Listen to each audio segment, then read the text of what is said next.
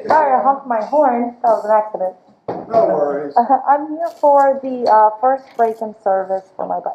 David is going to check your bike, get your mileage, verify your VIN, and then we'll get it rolled in the shop and get it done. Okay, great. Thank you. And so what does all the whole break-in service entail? I'll show you right here. Okay. All that. Anything that's not blacked out. Okay. So basically, we're going to do an oil change. Mm-hmm. We'll check the bike over, check chain sprockets, check cables, check fasteners. We'll put it on the diagnostic computer, make sure everything's up to date there. Okay. Check your tire pressure, spokes, everything. Just Okay. make sure everything is in working order. Generally, if anything's going to come loose or do anything weird, it'll be in the first few hundred miles. Okay, great. And let me go get the bike checked in. Is key in it, Carol? Yes. Okay. Yes, sir. And the total for this is 260, is that right? It was, well, if we don't have to repair anything or add any other parts, that's what it'll be. 277? Okay. Thank you. Okay. Okay. Oh, good. You can show me where the VIN number is then, because I couldn't here. tell by the... There, Okay, good. and then there it is also. Okay. After the break-in service, one of the employees showed me a quick pre-ride checkup. So, come here, look at the chain. This will kind of give you an idea of what it needs to feel like. See how the wetness that's there, it's not dripping wet, but like you can sticky feel everywhere? it there is, yeah, the stickiness is the lube. Okay. And So what's the that'll black? give you kind of an idea of what it should feel like. Okay. Like you said, best time to do it is when it's hot, when you come back from a ride and the metal's expanded a little bit. Okay. Chains are better than they used to be. They don't require as much maintenance as they used to because the O-rings and the chains are better than they used to be. Okay. But you still got to lubricate it and just keep it dry. Keep it from getting dry. Okay. As far as checking the oil, your sight window is right here. So that's where you check the oil. You can either have somebody help you, or you want to check the oil when the motor is warm. Okay. Oh, And- now I see the lines. I didn't see them last time. Warm and not running. So that means about 5 or 10 minutes after you ride, or before you go, if you want to check the oil in the morning, let the bike run for about 5-6 minutes. Let Just it in let it heat neutral? up, and then neutral, and then cut it off. Okay. And then there's a few different ways to do it. You can just pull the bike up like this. If you're comfortable, Yeah. There's a little bubble. Yeah. if you're comfortable with balancing it, you can hang on to the bars and look and see. So that's about straight up and down right there. Okay.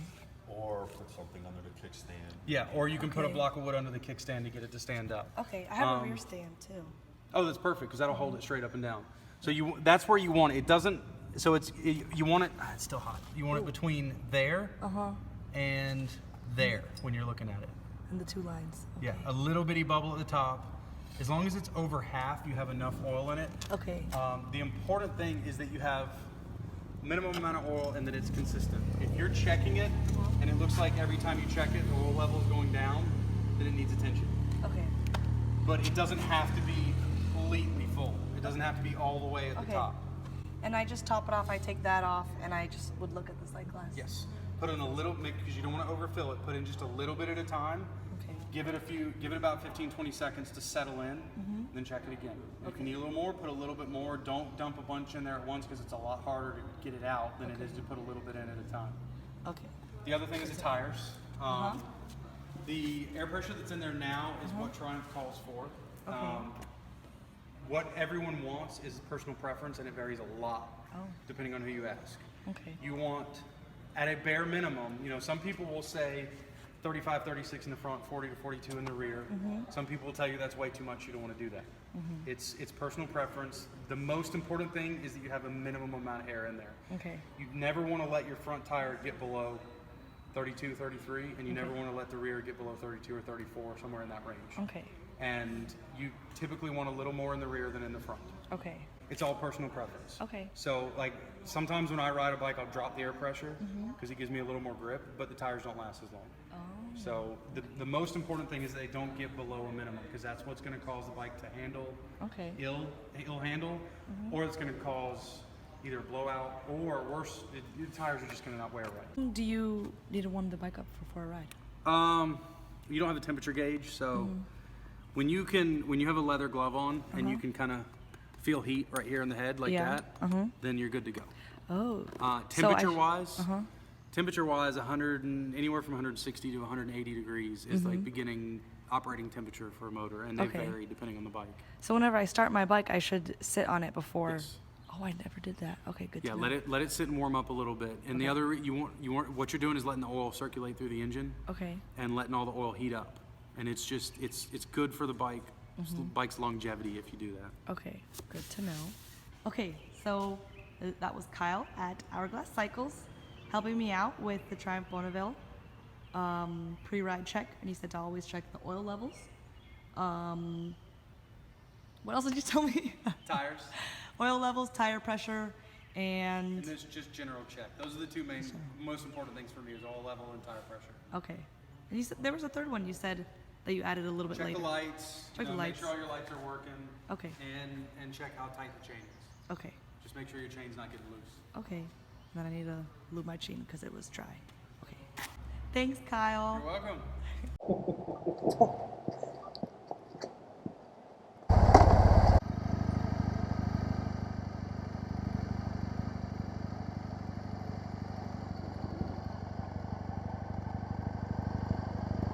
Finished my first break-in service at Hourglass Cycles for the bike.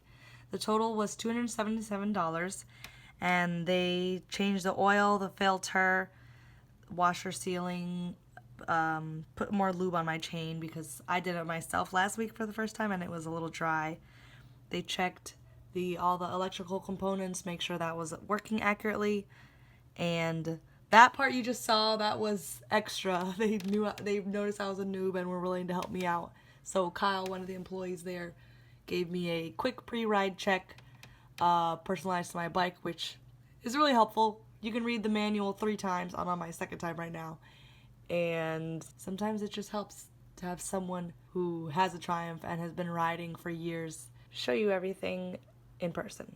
So now I'm a lot more comfortable to ride this pristine, new, higher powered bike now that everything's been checked out and I've had a briefing. So more videos to come.